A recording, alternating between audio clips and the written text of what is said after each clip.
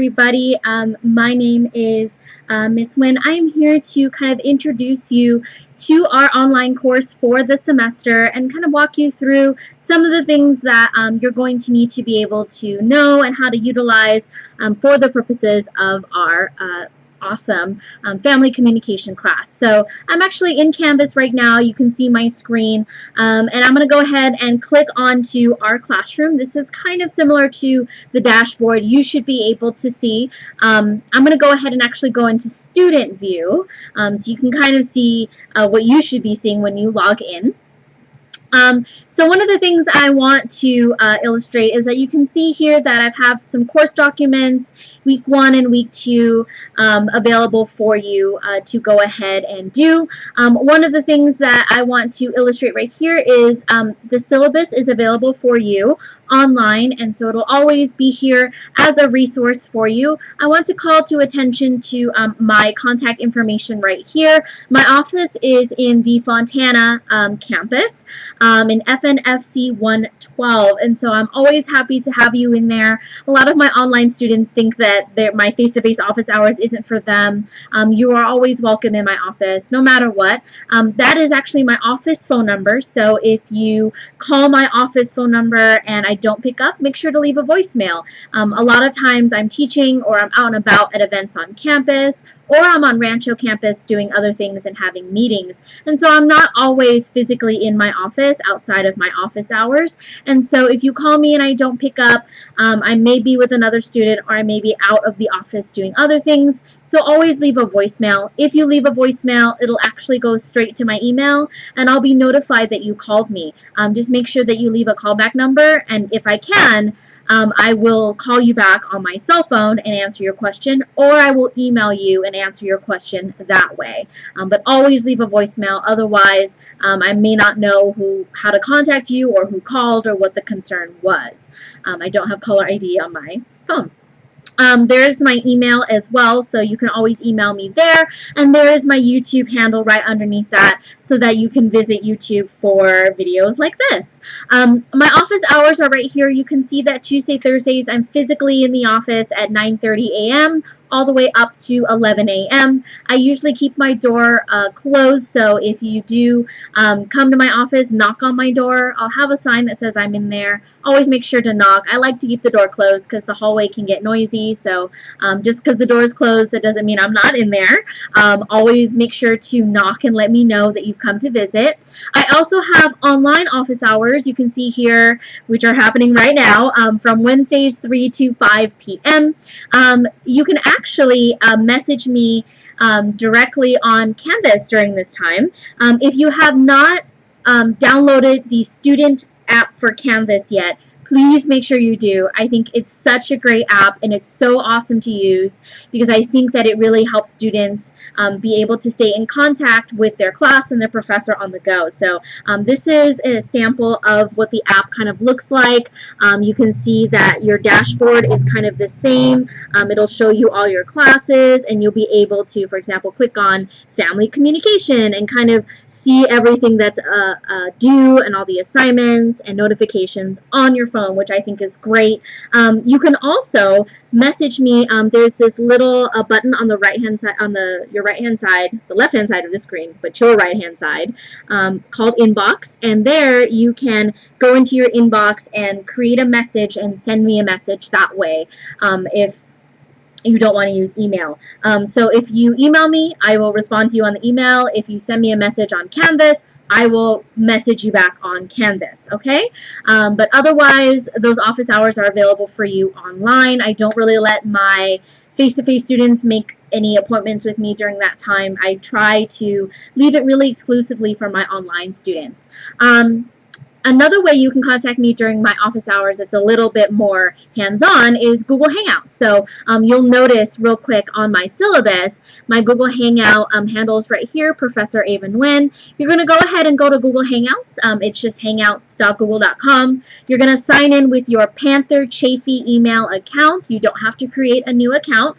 And then once that happens, you and I can connect on this. We can video call, we can phone call one another, and we we can also share screens with one another. So for example, if you're working on a paper or a project with me for my class, you can share your laptop screen with me or computer screen, and I can kind of see what you're working on and give you some live feedback, and we can chit chat that way.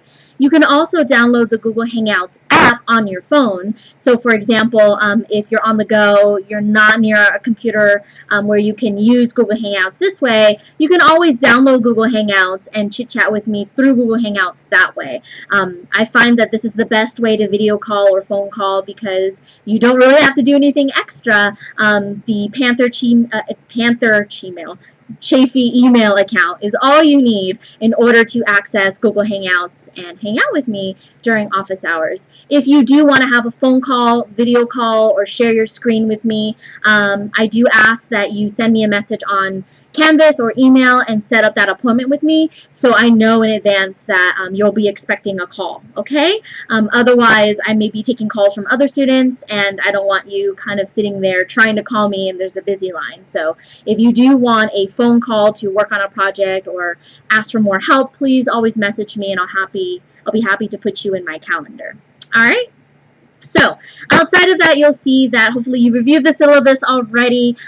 These are kind of some tips right here that previous online students have given me, and so I've kind of decided to put it in the syllabus because I think it's a great resource to hear it from other students what you need to succeed. Hopefully you've been able to read through the syllabus and you understand the policies that I don't accept late work unless it's you've had an emergency.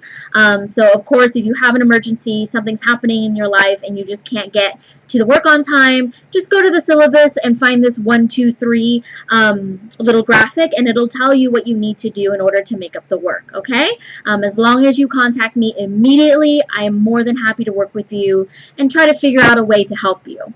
Otherwise, if you don't turn in something, I'm just going to assume you didn't turn it in and you will receive a 0 as a result. I try to have these hard deadlines because I think it's really important that you practice those time management skills that are going to be absolutely necessary for you to succeed outside of Chafee. So I really want to make sure that you're successful in my class, but also when you go on and pursue your future career, that you're successful in that career as well. And time management, no matter what career you pick, is going to be of absolute importance. It's a definite skill.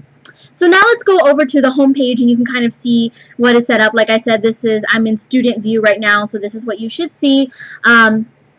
You'll see that week 1, you'll have your assignments already ready for you, and you'll have a little kind of reminder by Canvas where it'll tell you, oh, you have to do this or you haven't done this yet, so always watch out for that. You can see there in week 2, I've set up some lecture slides. If you click on the lecture slide, you will be given this little presentation box. I don't use PowerPoint, I use Prezi. It helps me better share videos with students, so you'll see here that I have the Chapter 1 lecture up.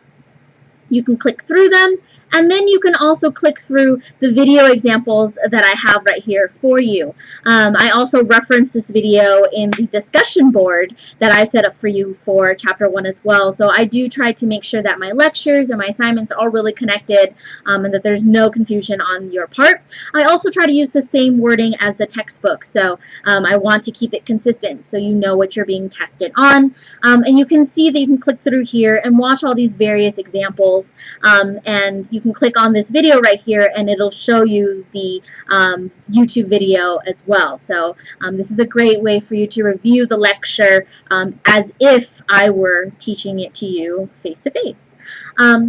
Going back to the home page, you'll also see that you'll have a journal, a discussion board, and a quiz due. This is pretty typical of our workload throughout the week since we don't physically attend class. This is a way for you to attend class and get credit for doing that. You have your journal, your discussion board. The journal answers that you provide only go to me. So anything you write in your journals is completely private and it's between you and me. And you can get as candid as you want. On the discussion board, you are definitely allowed to get as candid as you want, but please remember to, 1, be respectful of other students' posts, and 2, remember that anytime you post on the discussion board, it's for the whole class to see. So if there's something that is family communication related that you want to discuss with me, put it in your journal, talk to me about it in your journal.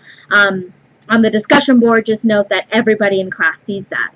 The quiz is for you to take once you're comfortable with the chapter, you've done the discussion board, you've done the journal, and you're ready to kind of test yourself and make sure that you understand it. You'll note that my quizzes are 5 points, whereas your journal and discussion board are 10. I try not to put too much weight on your multiple choice quizzes because I understand that not all of us are great test takers. And for me, I put a lot more weight on the journals and the discussions because I want to hear what you have to say. I want to hear your ideas and see them on the discussion board and talk to you about them in your journals. And that for me is going to be the major way you show me that you understand the concept at hand.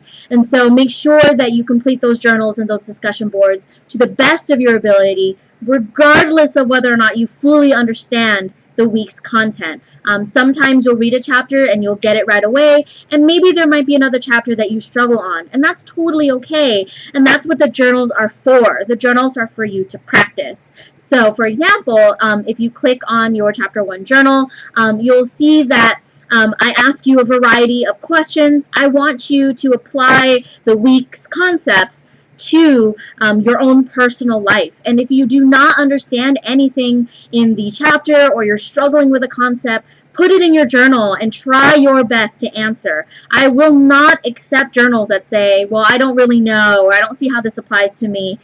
We all are surrounded by people on an everyday basis that we communicate with. There are definitely things that you can apply from your personal life to every journal that I ask you of you. So please try your best. So one thing that I've done is I put up online journal samples for you so you can kind of see how other students have approached their journals. And then I've also put my own comments in there.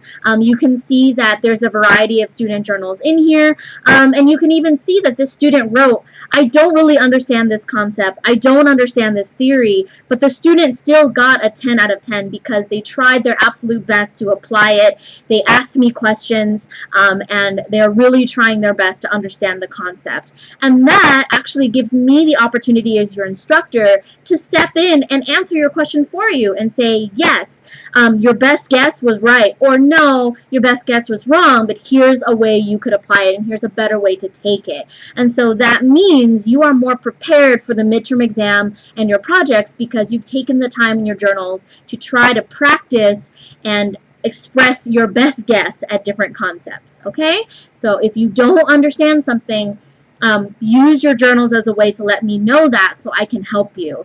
But just because you don't understand something fully, that's not an excuse for you to just not answer your journal fully, okay?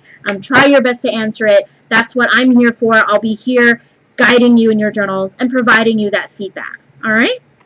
So that is pretty much it for my little Canvas online class overview. You'll note that you can also message me here on the desktop through this inbox right here, in addition to the Canvas app. So like I said, if you do not have the Canvas app yet for your classes, make sure that you get it. This is an iPhone, but I also know that it's available for Android as well.